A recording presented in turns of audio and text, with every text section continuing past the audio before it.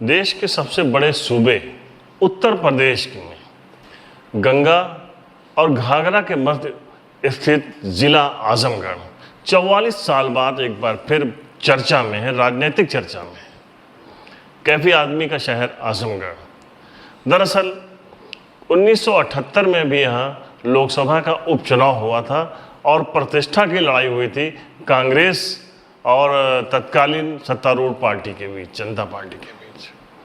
एक बार फिर वही माहौल है। यहाँ पर उपचुनाव होने जा रहा है। समाजवादी पार्टी के राष्ट्रीय अध्यक्ष अखिलेश यादव, उन्होंने इस्तीफा दिया है और उनके इस्तीफे के बाद उपचुनाव होने जा रहा है। और इस वक्त यहाँ की सत्तारूढ़ भारतीय जनता पार्टी और अखिलेश यादव की पार्टी के बीच में प्रतिष्ठा की ज़बरदस्त जंग छिड़ी हुई है।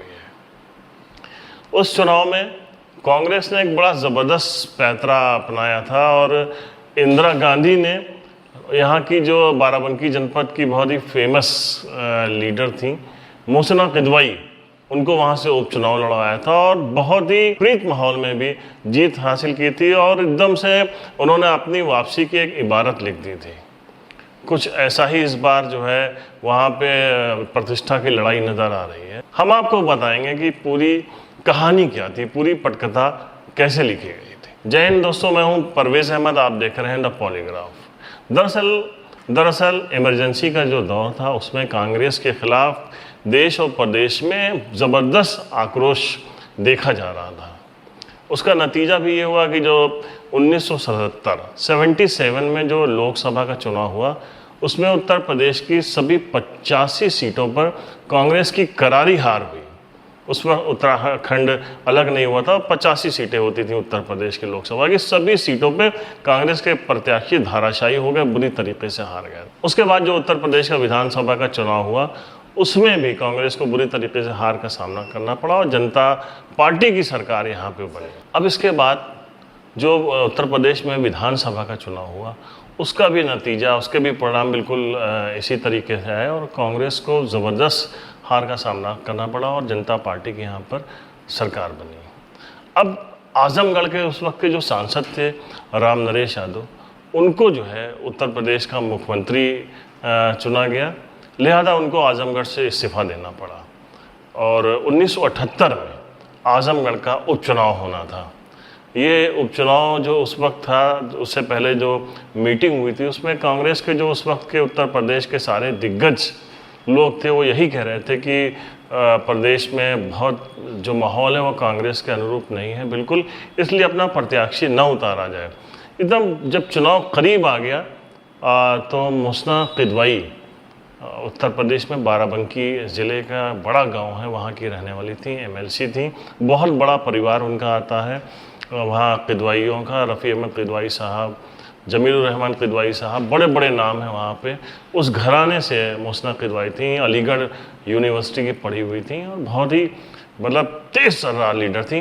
कांग्रेस के इंदिरा गांधी ने उस वक्त ये दांव चला और आजमगढ़ से मोहसिना किदवाई को प्रत्याशी बना दिया।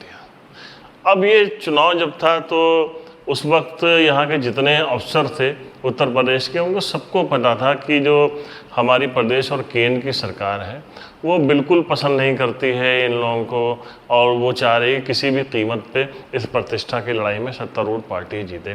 तो जो अफसर थे वो नेताओं को खुश करने लग गए और यहीं से उन्होंने एक बहुत बड़ी भूल की।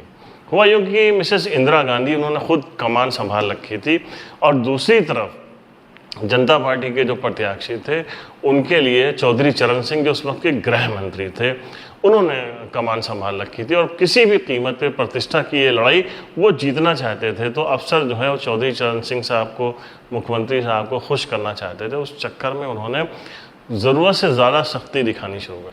जहाँ भी मिसेस इंदिरा गांधी की मीटिंग के लिए अनुमति मांगी जाती, अफसर उसको मना कर देते। इंदिरा गांधी पहुँच गई आजमगढ़। जब उन्होंने वहाँ रुकने के लिए गेस्ट हाउस और डाक बंगले में रहने के लिए जो है अनुमति मांगी तो अफसरों ने वहाँ भी उनको रुकने की परमिशन नहीं दी।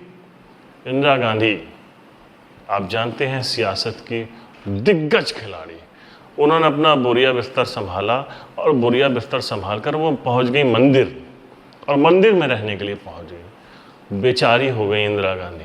पूरे आजमगढ़ में लोगों की संवेदनाएं जो हैं वो जुड़ गई इंदिरा गांधी से और देखते ही देखते माहौल बदल गया कि ये लोग क्या कर रहे हैं, इंदिरा गांधी के साथ ऐसा कर रहे हैं, आयरन लेडी के साथ ऐसा हो रहा है। और वो भूल गए कि कुछ वक्त पहले प्रदेश में कितना ख़राब माहौल था कांग्रेस पार्टी के लिए। जम के वोट पड़े और मोसना के द्वारा यहाँ से सांसद चुनी गई। ये तो जीत हो गई थी। इस जीत के पीछे जो इंदिरा गांधी ने जो कार्ड खेला था, संवेदनाओं का कार्ड खेला था, उसमें वो कामयाब हो गई थी।